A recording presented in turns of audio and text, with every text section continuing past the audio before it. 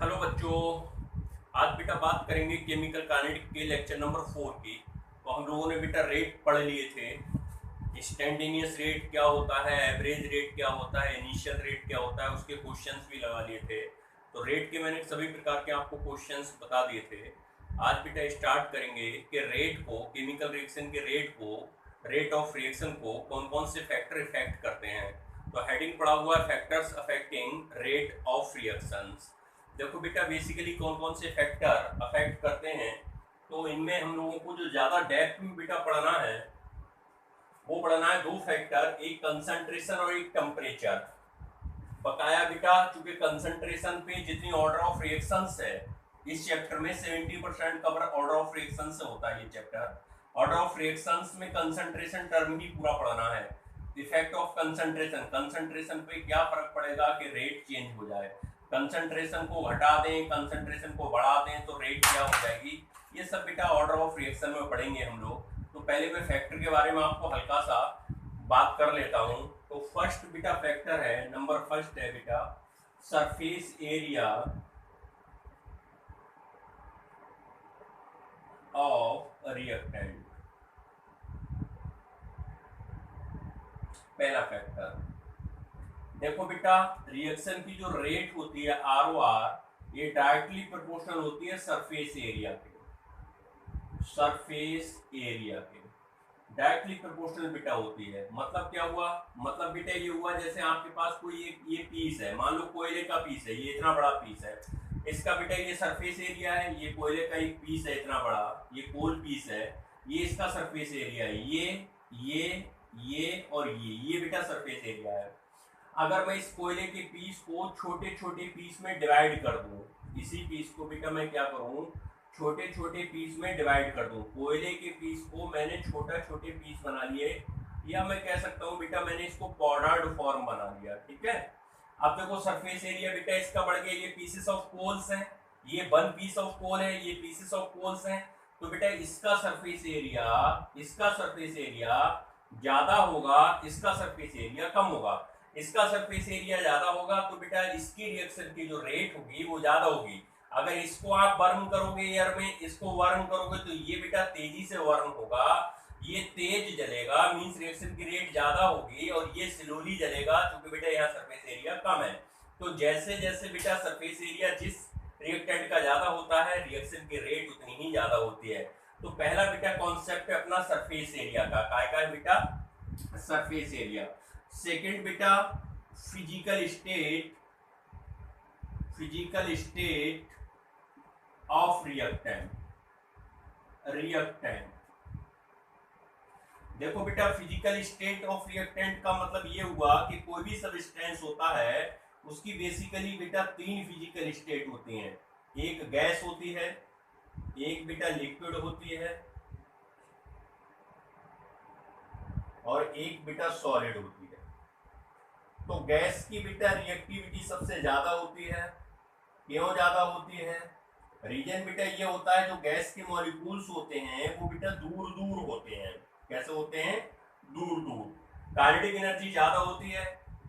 Liquid के बेटा थोड़े पास पास होते हैं, ये लिक्विड के मॉलिक्यूल हैं, और सॉलिड के बेटा बिल्कुल पास पास होते हैं, ये सॉलिड के मॉलिक्यूल है।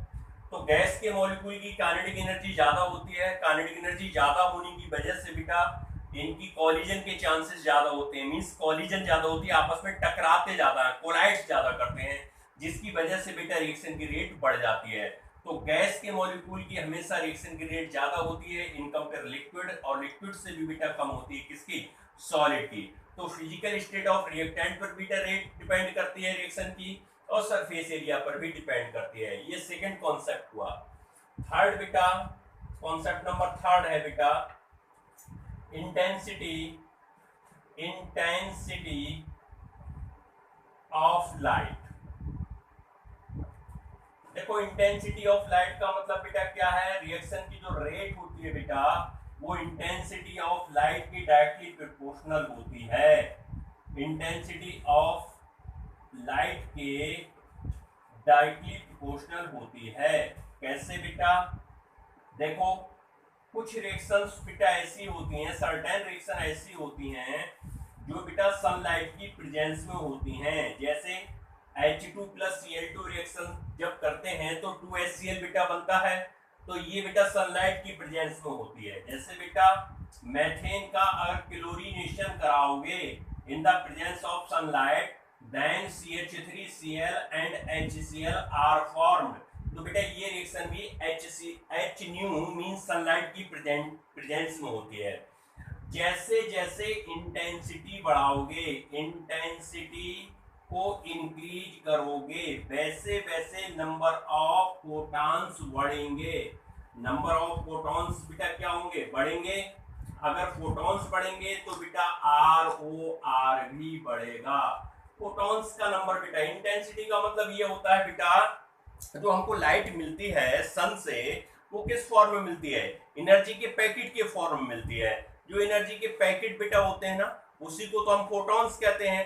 अब मान लो इस रिएक्शन पर आपके 10 फोटॉन पड़ रहे हैं तो रिएक्शन की रेट जो भी हो रही होगी, अब बेटा मैं आप पे 20 फोटॉन डालने लगूं पर सेकंड 20 फोटॉन डालने लगूं, मींस इंटेंसिटी बढ़ा दी, नंबर ऑफ फोटॉन बढ़ा दिए मैंने।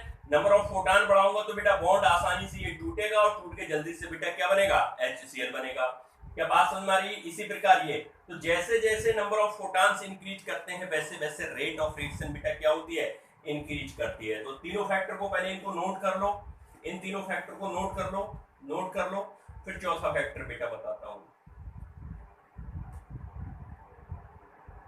अब देखो बेटा बेसिकली होता क्या है, फैक्टर तो बहुत सारे हैं बेटा, फैक्टर तो बहुत सारे हैं, लेकिन हमको जो मेन काम के हैं वो हमारे दो ही काम के हैं। एक बेटा टेम्परेचर है और एक है कंसंट्रेशन, दो ही फैक्टर काम के हैं। लेकिन वैसे तो फैक्टर तो बहुत सारे हैं बेटा जो हम पढ़ रहे हैं, लेकिन हमारे मेन काम के हैं कंसंट्रेशन। जो पूरा का पूरा चैप्टर में से 70% हमारा जो टॉपिक होता है वो बेटा कवर होता है किससे, वो होता है बेटा कवर किससे, वो होता है बेटा कंसंट्रेशन से, मींस ऑर्डर से। तो फोर्थ बेटा पॉइंट्स देखो, नेचर ऑफ रिएक्टेंट। रिएक्टेंट का नेचर क्या है, इससे रेट पर क्या फर्क पड़ेगा। पहली बात देखो बेटा, अगर आयोनिक रिएक्टेंट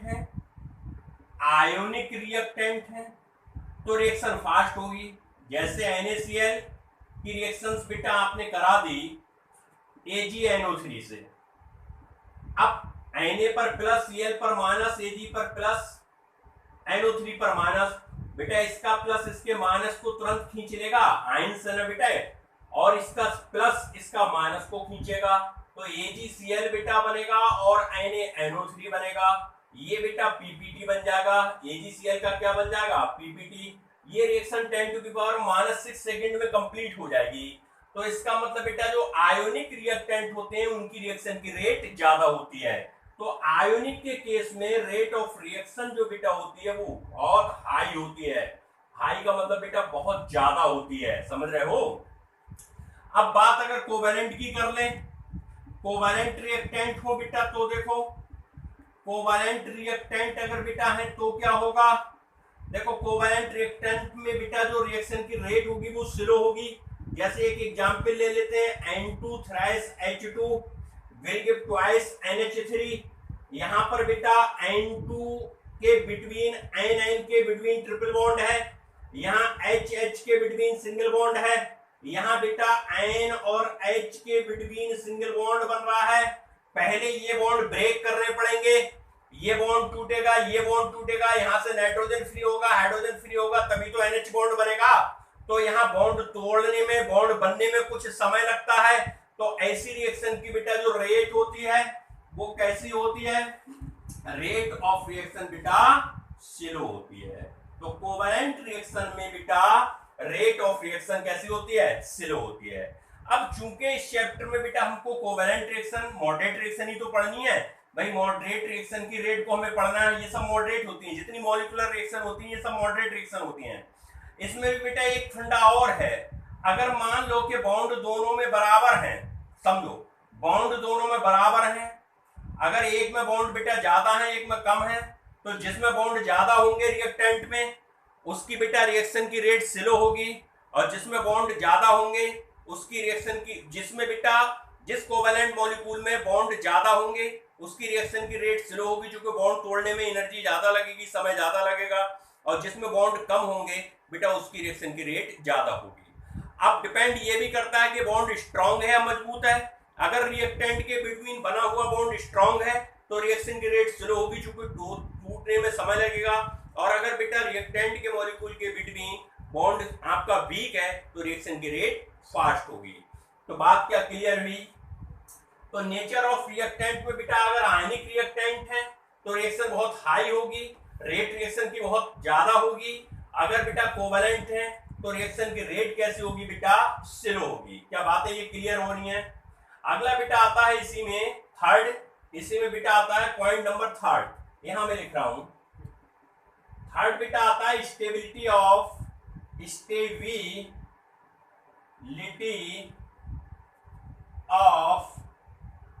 रिएक्टेंट। रिएक्टेंट में स्टेबिलिटी को बेटा देखना, ये एग्जांपल इसका है। देखो ROR बेटा होता है, ये इनवर्सली प्रोपोर्शनल होता है 1 अपॉन, इनवर्सली का मतलब ही 1 अपॉन होता है stability of reactant. Stability of reactant मतलब बेटा ये हुआ कि रिएक्टेंट अगर आपका स्टेबल है तो ROR बेटा कम होगी, रिएक्शन की रेट कम होगी। और अगर बेटा आपका रिएक्टेंट अनस्टेबल है तो बेटा रिएक्शन की रेट ज्यादा होगी। एक एग्जांपल से इसको समझने की कोशिश करते हैं। जैसे बेटा मान लो हमने एक एल्कीन ले ली और ये एल्कीन है बेटा ब्यूट, इसका नाम है बेटा ब्यूट 2ईन। हमने एक एल्कीन बेटा और ले ली CH3CH2 CH double bond CH2 और इसका बेटा नाम है ब्यूट 1ईन। हमने इन दोनों की हाइड्रोजन से रिएक्शन करा दी। हम स्टेबिलिटी ऑफ रिएक्टेंट देख रहे हैं। अब ये बताओ कि आपको पहली एल्कीन और दूसरी एल्कीन में स्टेबल कौन सी बेटा एल्कीन दिखाई दे रही है? भाई इसमें देखो डबली बॉन्डेड ये है, ये डबली बॉन्डेड है, और डबली बॉन्डेड कार्बन के बगल वाले कार्बन अल्फा कार्बन कहलाते हैं। तो ये अल्फा कार्बन हुआ, ये अल्फा कार्बन। अल्फा कार्बन से हाइड्रोजन कितने जुड़े? 3 और 3 6, तो इसमें 6 अल्फा हाइड्रोजन होंगे। कितने होंगे बेटा? 6 हाइड्रोजन कैसे होंगे? अल्फा। बात क्या समझ में आ रही है नहीं आ रही है? 6 अल्फा हाइड्रोजन बेटा इसमें है। अब नीचे वाले में देखो बेटा, ये डबली बॉन्डेड है, ये डबली बॉन्डेड के बगल में बेटा केवल 2 अल्फा हाइड्रोजन है। कितने अल्फा हाइड्रोजन है? 2 अल्फा हाइड्रोजन है। ये देखो बेटा 2 अल्फा हाइड्रोजन। और आप जानते हो एल्कीन में जितने ज्यादा अल्फा हाइड्रोजन होंगे उसके हाइपर कंजुगेटिंग स्ट्रक्चर उतने ज्यादा बनेंगे, और जितने ज्यादा हाइपर कंजुगेटिंग स्ट्रक्चर बनेंगे एल्कीन उतनी स्टेबल होगी। तो इसका मतलब एल्कीन फर्स्ट, एल्कीन सेकंड से स्टेबल है। और बेटा अगर स्टेबल है तो rate of reaction inversely proportional है स्टेबिलिटी ऑफ रिएक्टेंट के, तो इसकी रिएक्शन की रेट हाइड्रोजन से कम होगी और इसकी रिएक्शन की रेट हाइड्रोजन से ज्यादा होगी। अगर इसकी हाइड्रोजन से रिएक्शन कराएंगे तो प्रोडक्ट क्या बनेगा बेटा? दोनों में सिमिलर ही बनेगा। ध्यान से देखो, इधर लिख रहा हूं इसका रिएक्टेंट बेटा, यहां लिख रहा हूं इसका प्रोडक्ट यहां लिख रहा हूं CH3 CH2 CH2 and CH3, और इसका प्रोडक्ट बेटा यहां लिख रहा हूं CH3 CH2 CH2 और CH3। प्रोडक्ट दोनों में सेम बनेगा, लेकिन बेटा जो ये वाली रिएक्शन होगी फर्स्ट वाली, क्योंकि इसमें अल्फा हाइड्रोजन ज्यादा है तो इसके हाइपर कंजुगेटिंग ज्यादा बनेंगे। जितने ज्यादा हाइपर कंजुगेटिंग बनेंगे वो बेटा उतनी स्टेबल होगी। अगर ये स्टेबल है तो फिर रिएक्शन की रेट कम हो जाएगी, क्योंकि स्टेबिलिटी ऑफ रिएक्टेंट की क्या है? Inversely proportional. तो इसकी स्टेबिलिटी कम होगी, सॉरी इसकी बेटा रिएक्शन की रेट कम होगी, मतलब ये रिएक्शन स्लो होगी और ये रिएक्शन बेटा कैसी होगी? अपनी फास्ट होगी। क्या बात क्लियर हो पाई नहीं हो पाई? भाई ये रिएक्शन हमारी फास्ट होगी और ये रिएक्शन की रेट जो होगी वो स्लो होगी। बात क्लियर है? तो बेटा ये स्टेबिलिटी ऑफ रिएक्टेंट का एग्जांपल है, ये नोट कर लो, नोट कर लो, फिर और बताता हूं।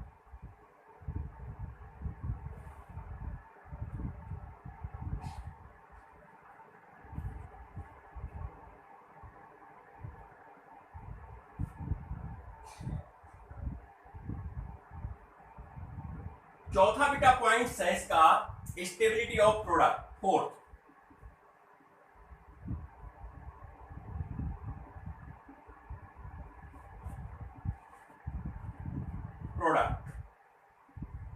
जो रिएक्शन की बेटा रेट होती है वो बेटा डायरेक्टली प्रोपोर्शनल होती है स्टेबिलिटी ऑफ प्रोडक्ट। जितना स्टेबल प्रोडक्ट बनेगा बेटा रिएक्शन की रेट उतनी ज्यादा होगी। जरा देखो, जैसे मान लो कि CH3COOH है, इसको डिसोसिएट करेंगे तो बेटा ये टूटेगा CH3CO minus plus H plus में। मान लो बेटा HCOOH है, इसको बेटा डिसोसिएट करेंगे तो ये टूटेगा HCO minus plus H plus में। ये दोनों बेटा कार्बोक्सिलिक एसिड है, दोनों में फंक्शनल ग्रुप सेम है, दोनों होमोलोग हैं एक दूसरे के, बिल्कुल पास पास के हैं। लेकिन बेटा अब ये हमें बताना है इन दोनों में रिएक्शन की रेट, इसकी ब्रेकिंग की रेट ज्यादा होगी या इसकी ज्यादा होगी। अब बेटा जरा फोकस करो, अगर आप यहां देख पा रहे हो तो यहां बेटा लगा हुआ है कौन सा ग्रुप, CH3 ग्रुप। अगर आपको ये समझ में आ रहा हो, यहां लगा है H ग्रुप, और आपको पता है बेटा एल्काइल ग्रुप हमेशा कौन सा इफेक्ट शो करता है। अगर आपने 11th में थोड़ी बहुत ऑर्गेनिक पढ़ी है तो आपको plus I minus I effect के बारे में पता होगा। Alkyl group plus I effect show करता है। इसका काम होता है बेटा इलेक्ट्रॉन को देना, इलेक्ट्रॉन को पुश करना। मतलब जब ये इसको इलेक्ट्रॉन बढ़ाएगा तो यहाँ पर नेगेटिव चार्ज बड़ा होता जाएगा। और किसी भी बेटा आयंस पर चार्ज का होना, किसी पर भी चार्ज का होना अनस्टेबिलिटी बताता है। अगर न्यूट्रल स्पीसीज है और कोई चार्ज स्पीसीज है तो बेटा या तो चार्ज डीलोकलाइज हो जाए, डीलोकलाइज का मतलब बेटा घूमता रहे इधर उधर, अगर नहीं घूम रहा है एक ही जगह है तो बेटा वो अनस्टेबिलिटी को देता है। अब यहां पर बेटा CH3 ने इलेक्ट्रॉन इसको दिए प्लस आई इफेक्ट की वजह से, इस पर माइनस चार्ज बड़ा हो गया। H बेटा ना प्लस आई शो करता है ना माइनस आई, यहां पर जो चार्ज था माइनस उतना ही रहा, यहां माइनस चार्ज बड़ा हो गया, यहां छोटा हो गया। तो बेटा माइनस चार्ज या प्लस चार्ज जितना ज्यादा होगा उतना ही अनस्टेबल होगा। इसका मतलब बेटा ये क्या है, ये आपका स्टेबल है और ये बेटा क्या है, ये अनस्टेबल है। तो जो स्टेबल होगा प्रोडक्ट बनेगा वो रिएक्शन बेटा फास्ट होगी और ये रिएक्शन बेटा कैसी होगी, स्लो। क्योंकि rate of reaction stability of product, जितना स्टेबल प्रोडक्ट बनेगा रिएक्शन उतनी ही फास्ट होगी। तो बात क्या क्लियर हो रही है? ये चौथा बेटा इसका नेचर ऑफ रिएक्टेंट में है। अच्छा, पांचवी बेटा बात कर सकते हो आप, क्या कर सकते हो पांचवी बेटा, पांचवी बात कर सकते हो अगर रिएक्टेंट होमोजीनियस है, इसी में कर सकते हो। अगर रिएक्टेंट होमोजीनियस है तो बेटा रिएक्शन की रेट ज्यादा होगी, क्योंकि आपको पता है सेम प्रकार के लोगों की ट्यूनिंग ज्यादा मिलती है, सेम सोच के लोगों की ट्यूनिंग ज्यादा मिलती है। और बेटा अगर अलग अलग सोच के लोग हैं तो उनकी ट्यूनिंग नहीं मिलती है। तो कहने का सेंस ये हुआ कि अगर होमोजीनियस आपके रिएक्टेंट हैं तो बेटा इनकी रेट ज्यादा होगी हेट्रोजीनियस रिएक्टेंट्स। क्यों ज्यादा होगी? क्या बात समझ में आ पाई बच्चों? रेट ऑफ रिएक्शन का अगर ऑर्डर देखो इसमें बेटा तो होमोजीनियस की रेट ज्यादा होगी, इससे हेट्रोजीनियस। होमो का मतलब होता है बेटा फिजिकल स्टेट सभी रिएक्टेंट की सेम हो, हेट्रो का मतलब होता है फिजिकल स्टेट बेटा कैसी हो, डिफरेंस हो। तो ये अपना कॉन्सेप्ट नंबर बेटा हो गया कौन सा, फोर्थ। फिफ्थ देखो बेटा, इफेक्ट ऑफ कैटालिस्ट।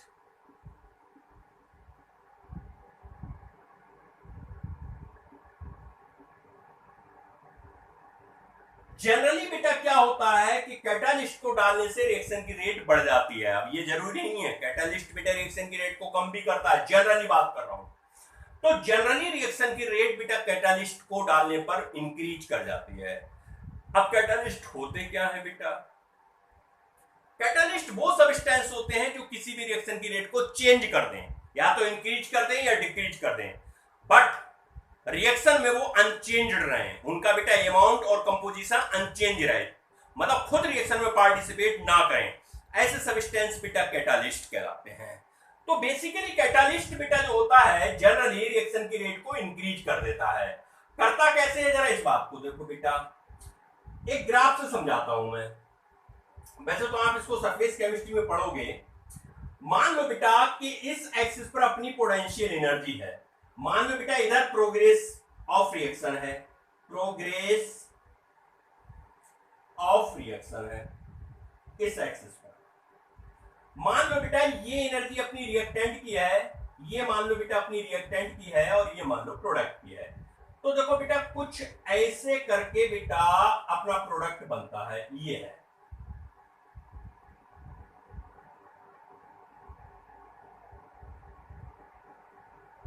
ये बेटा प्रोडक्ट बना अपना। देखो बेटा इस एक्सिस पर एनर्जी ऊपर से नीचे बढ़ रही है, यहां से ये बेटा रिएक्टेंट है, ये प्रोडक्ट है। आप नीचे भी ले सकते हो, कोई फर्क नहीं पड़ता है, ठीक है। ये बेटा जो पीक दिख रही है ना, ये वाली आपको, ये जो पीक बेटा दिख रही है, इसको बेटा कहते हैं एनर्जी बैरियर।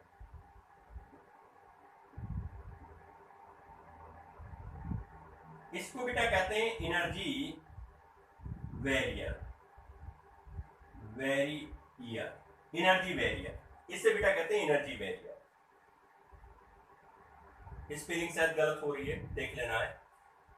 अब बेटा यहां से यहां तक की जो एनर्जी है बेटा, इस एनर्जी को कहते हैं एक्टिवेशन एनर्जी। मैं पढ़ाऊंगा इसको आपको, इफेक्ट ऑफ टेम्परेचर में बहुत डेप्थ में पढ़ाऊंगा। ये एक्टिवेशन एनर्जी है। ये एनर्जी बैरियर है बेटा without catalyst, without catalyst. Without catalyst बेटा ये एनर्जी बैरियर है, विदाउट कैटालिस्ट एनर्जी बैरियर है, बैरियर है। अब बेटा देखो जैसे ही मैं इसमें कैटालिस्ट डालूंगा तो बेटा ये क्या करेगा, ये पाथ को बेटा थोड़ा छोटा कर देगा। क्या कर देगा बेटा, पाथ को छोटा कर देगा। पाथ को छोटा कर देगा तो ये बेटा अब एनर्जी बैरियर हुआ। देखो बेटा ये, अब ये एनर्जी बैरियर हुआ तुम्हारा,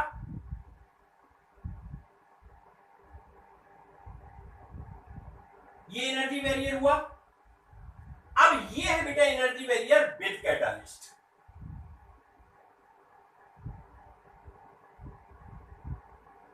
विद कैटालिस्ट,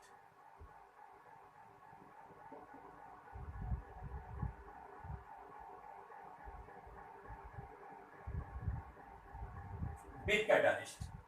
अब जरा बेटा फोकस करो, अब एक्टिवेशन एनर्जी इसकी यहां से यहां पे बेटा हो गई। देखो ये हो गई एक्टिवेशन एनर्जी। तो एक्टिवेशन एनर्जी की वैल्यू को बेटा ये कम कर देता है, एनर्जी बैरियर पास में आ जाता है। मतलब एक अल्टरनेट पाथ, जब तक रिएक्टेंट के मॉलिक्यूल ये एनर्जी यहां तक पार नहीं कर लेंगे तब तक प्रोडक्ट में चेंज नहीं होंगे। और जैसे ही कैटालिस्ट बेटा डालोगे तो देखो पाथ छोटा हो गया। अब बेटा एनर्जी बैरियर छोटा हो गया, मॉलिक्यूल ज्यादा से ज्यादा बेटा आपके इस पाथ को, इस एनर्जी बैरियर को पार करके प्रोडक्ट में चेंज हो जाएंगे। ये बेटा होता है कैटालिस्ट का इफेक्ट। फिर से सुनो, मैंने कहा भाई ये एनर्जी तो बेटा रिएक्टेंट के मॉलिक्यूल की है, यहां से यहां तक की एनर्जी है किसकी, रिएक्टेंट मॉलिक्यूल की, इतनी तो है। अब बेटा हमने एनर्जी को बढ़ाया, ये एक्टिवेशन एनर्जी हो गई। एक्टिवेशन एनर्जी बेटा जहां पहुंचेगी, यहां से मॉलिक्यूल पहले इतनी एनर्जी लाए, उसके बाद अपनी एनर्जी को डिक्रीज करते करते प्रोडक्ट में चेंज होगा। जब हम कैटालिस्ट डाल देंगे तो बेटा पाथ छोटा हो जाएगा, अल्टरनेट पाथ हमको प्रोवाइड करा देता है कैटालिस्ट, जिससे वजह से एनर्जी बैरियर हमारा छोटा हो जाता है। एनर्जी बैरियर बेटा छोटा होने की वजह से हमारे ज्यादा से ज्यादा मॉलिक्यूल जो रिएक्टेंट के होते हैं वो बेटा इस एनर्जी बैरियर को पार करके प्रोडक्ट में चेंज हो जाते हैं, जिसकी वजह से रिएक्शन की रेट इंक्रीज कर जाती है। ये हमारा फंडा है बेटा, क्या ये है इफेक्ट ऑफ कैटालिस्ट। बोलो कोई कंफ्यूजन तो नहीं है? स्पेलिंग बेटा बैरियर की देख लेना, कहीं मिस्टेक तो नहीं हो रही है।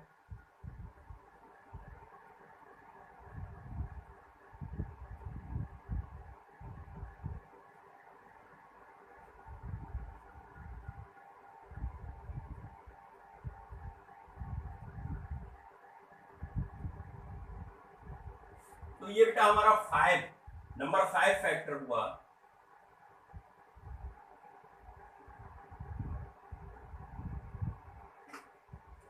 अब बेटा 6 आता है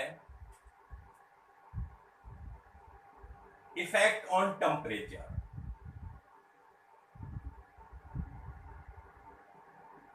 जनरली बेटा ये देखा गया है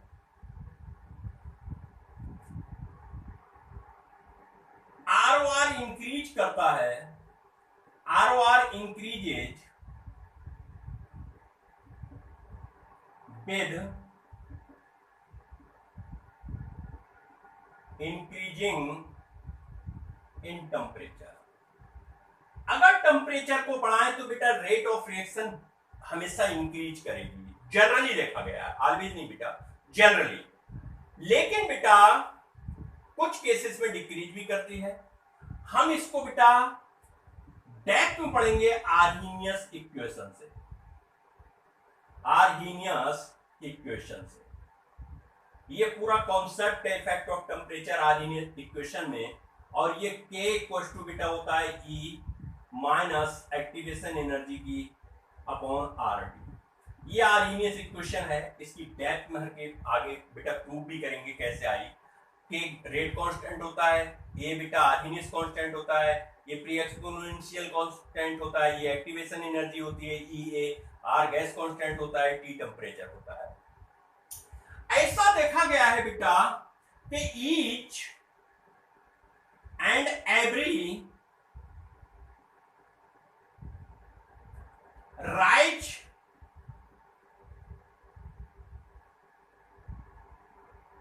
each and every 10 degree centigrade temperature rise, then rate of reaction double or triple। अगर बेटा आप 10 डिग्री सेंटीग्रेड टेम्परेचर को बढ़ा दें तो बेटा रेट ऑफ रिएक्शन या तो डबल हो जाएगी या ट्रिपल हो जाएगी। 10 डिग्री सेंटीग्रेड टेम्परेचर को इंक्रीज करने पर राइज इन टेम्परेचर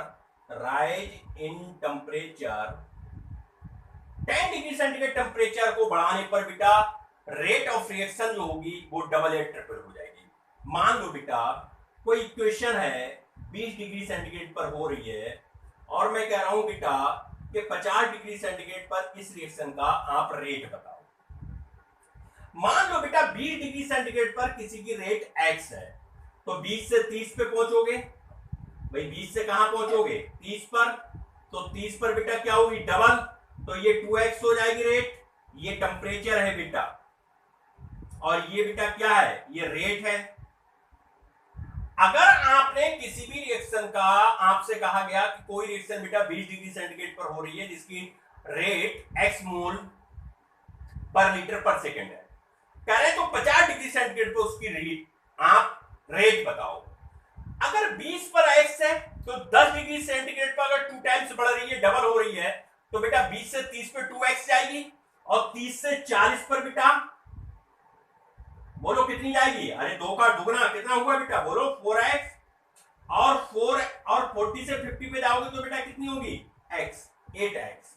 मतलब ये हुआ ईच 10 डिग्री सेंटीग्रेड पर रिएक्शन की रेट डबल मान ली, डबल या ट्रिपल होती है, और होमोजीनियस रिएक्शन बेटा मैंने मान लिया कि ये डबल हो रही है, तो बेटा 20 से 30 पे जाने पे डबल, 30 से 40 पे जाने पे इसका डबल, 40 से 50 पे जाने पे इसका double, double each and every. मतलब अगर एक की बात करोगे तो x है तो ये 2x हो जाएगी, ये बेटा फिर 4x हो जाएगी, ये फिर 8x हो जाएगी। तो टेम्परेचर को इंक्रीज करने पर जनरली रेट ऑफ रिएक्शन बढ़ती है। आर्हीनियस इक्वेशन के डेप्थ में पढ़ेंगे इस चैप्टर में। तो बेटा ये एक छोटा सा एग्जांपल है इसका, आगे इसके बारे में डेप्थ में बाद में बात करेंगे, इसको भी बेटा नोट कर लो।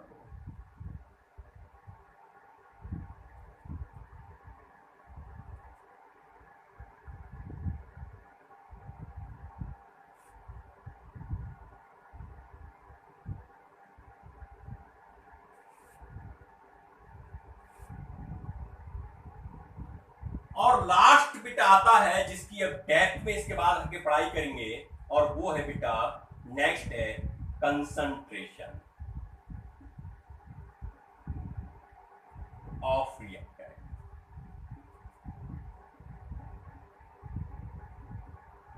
जनरली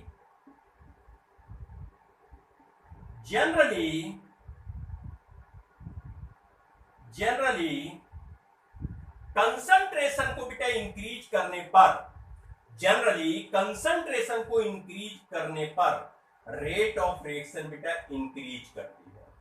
अगर कंसंट्रेशन को इंक्रीज करोगे तो रेट ऑफ रिएक्शन बेटा क्या करेगी, इंक्रीज करेगी जनरली। लेकिन बेटा कुछ केसेस में ऐसा देखा गया है कि रेट ऑफ रिएक्शन बेटा अगर कंसंट्रेशन को चेंज करो तो रेट ऑफ रिएक्शन डिक्रीज करती है। Means rate of reaction decrease करेगी जब कंसंट्रेशन को इंक्रीज करेगी।